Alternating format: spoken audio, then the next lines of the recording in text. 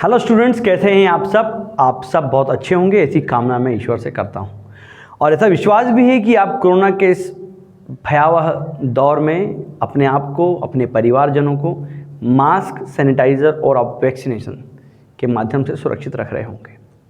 As you all know कि ये Halda degree college का ऑफिशियल यूट्यूब चैनल है, जहाँ पर हम CPT यानी कि CA फाउंडेशन की इंग्लिश के लिए फाउंडेशन का सिलेबस डिस्कस कर रहे हैं और उसके अकॉर्डिंग पढ़ाई कर रहे हैं। हम इस सीरीज में वॉइस को पढ़ रहे हैं। आप जानते हैं वॉइस वर्ब का वह रूप होता है जो ये बताता है कि सब्जेक्ट स्वयं कोई कार्य कर रहा है या उसके ऊपर कोई काम हो रहा है ना। जैसे कि आई प्ले क्रिकेट, मैं क्रिकेट खेल रहा हूँ, मैं काम कर रहा हूँ। सब्जेक्ट प्रधान है, सब्जेक्ट ओरिएंटेड सेंटेंस है, तो ये एक्टिव वॉइस है। वहीं अगर मैं कहूँ कि हॉकी इज़ प्लेड, हॉकी खेली जाती है, तो कौन कह रहा है मालूम नहीं है। हॉकी यहाँ ऑब्जेक्ट है, तो ऑब्जेक्ट ओरिएंटेड होने के कारण ये पेसिव वॉइस है। हालांकि हम एक्टिव से भी पेसिव में चेंज करते हैं, पर मेनली पेसिव की ज़रूरत उन वाक्यों के लिए होती है जिनके एक्टिव नहीं बनते हैं। जैसे कि अंग्रेजी पढ़ाई जा रही है, एक्टिव बन सकता है क्या इसका? नहीं, क्योंकि कौन पढ़ा रहा है वी डोंट नो। ठीक है, ये आप जानते हैं। मैंने एक हल्का सा रिवीजन आपके लिए किया हुआ है। हम प्रेजेंट सिंपल और प्रेजेंट कंटिन्यूस टेंस का पैसिव कैसे बनाते हैं वो पढ़ चुके हैं। एक एग्जांपल ले लेते हैं। सपोज करो सेंटेंस हमारे पास आता है, मैंने कहा शी प्लेज हॉकी। अब इसको हमको पैसिव में बदलना है। कैसे बदलेंगे? देखिए, ऑब्जेक्ट को सब्जेक्ट बनाते हैं। रूल नंबर 1 आप जानते हैं, क्या जाएगा यहाँ पर आपका? हॉकी इज, प्ले की थर्ड फॉर्म क्या हो जाएगी? Played by her. सब्जेक्ट को ऑब्जेक्ट, शी का ऑब्जेक्टिव केस हर होता है, बाय लगाना है, थर्ड फॉर्म लगना ही है, टेंस की हेल्पिंग वर्ब। बट अगर ऐसा होता कि यहाँ पर Hemant is reading a book, अब इसको हमको यदि पेसिव में बनाना होता, क्या मतलब हो रहा है इसका? हेमंत एक किताब पढ़ रहा है।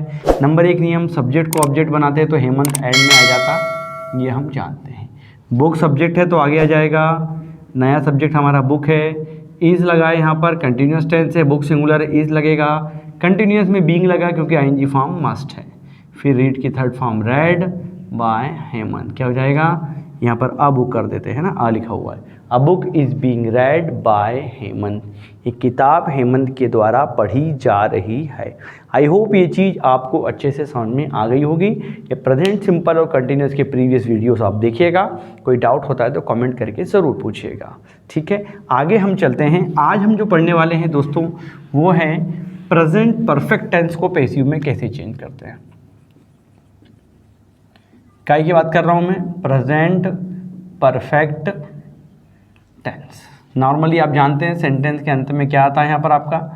चुका है और चुकी है और चुके हैं, ये आप जानते हैं, ये चीज़ें इसमें आती हैं। एक्टिव वॉइस का स्ट्रक्चर आप जानते हैं। एक्टिव वॉइस में होता है सब्जेक्ट, हैव या हैज़, वर्ब की थर्ड फॉर्म और ऑब्जेक्ट। अब पेसिव का स्ट्रक्चर बना लेते हैं। आप रूल लगाइए, अपने आप बनेगा। सब्जेक्ट को ऑब्जेक्ट बनाते हैं तो ऑब्जेक्ट की जगह पे सब्जेक्ट यहाँ पर मैंने लिख दिया। अगला नियम, ऑब्जेक्ट को सब्जेक्ट, तो सब्जेक्ट की जगह पे ऑब्जेक्ट को रख दिया। ये भी आपको क्लियर होगा।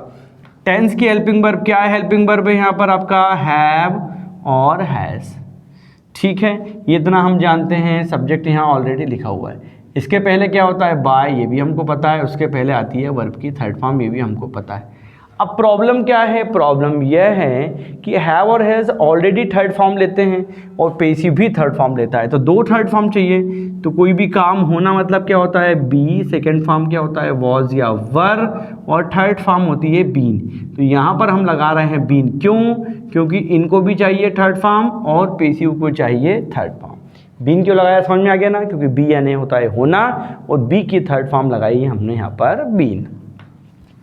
आगे चल देते हैं, एक एग्जांपल लेते हैं। अगर मैंने कहा कि they have bought my car, कि उन्होंने मेरी कार खरीदी है ना, या खरीद चुके हैं, तो नंबर 1 नियम क्या करेंगे? सब्जेक्ट को ऑब्जेक्ट, तो ऑब्जेक्ट की जगह पर जाके दे क्या बन जाएगा? देम। ऑब्जेक्ट को सब्जेक्ट बनाएंगे तो माई कार आ गया आगे। आई होप इतने में आपको कोई दिक्कत नहीं होगी। यहाँ पर हैव लगा था क्योंकि दे क्या था? प्लूरल था, इसलिए वर्ब भी प्लूरल थी।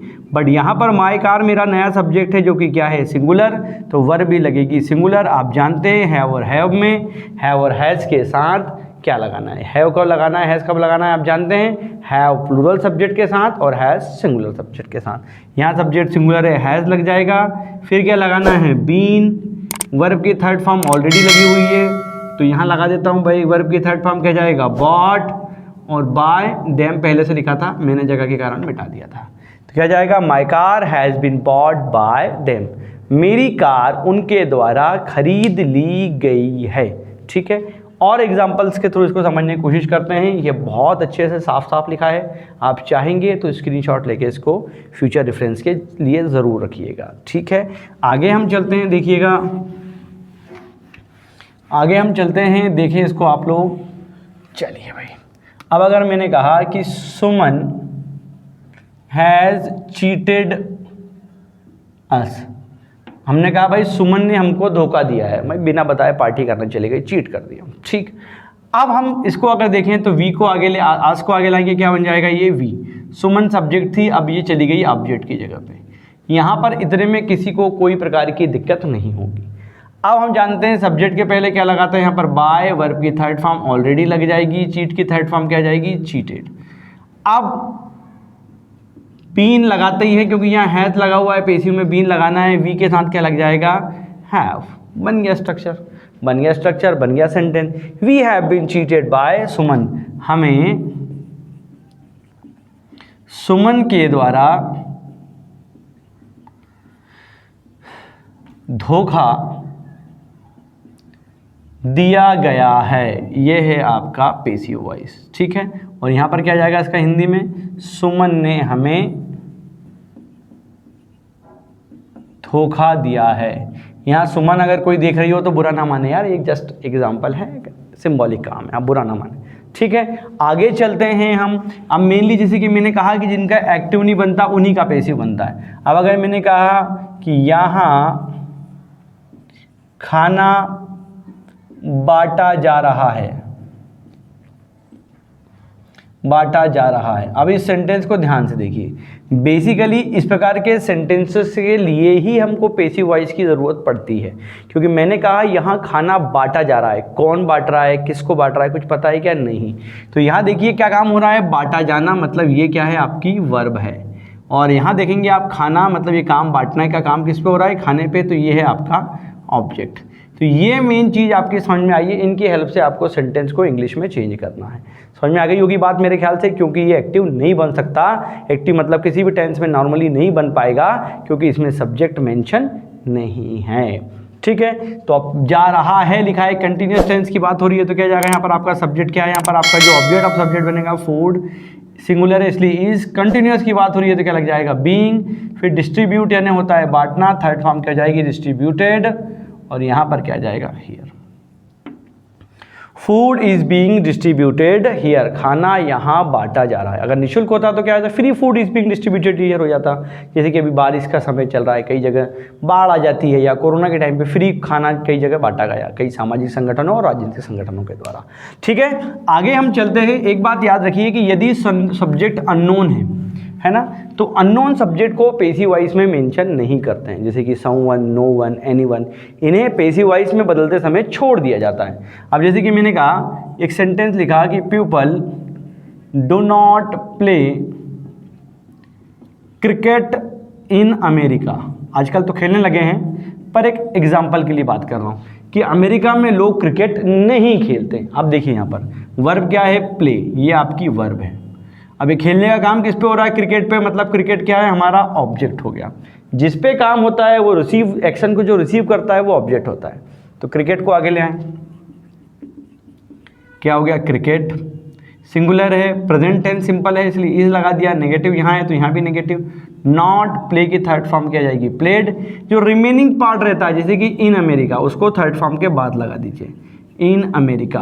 बाय पीपल यहाँ पर नहीं आएगा, क्योंकि पीपल यानी लोग एक अननोन सब्जेक्ट है। तो याद रखिएगा, अननोन सब्जेक्ट को पेसिव वॉइस में चेंज करते समय छोड़ दिया जाता है या मेंशन नहीं करते हैं। एक और एग्जांपल देखते हैं हम, जैसे मैंने कहा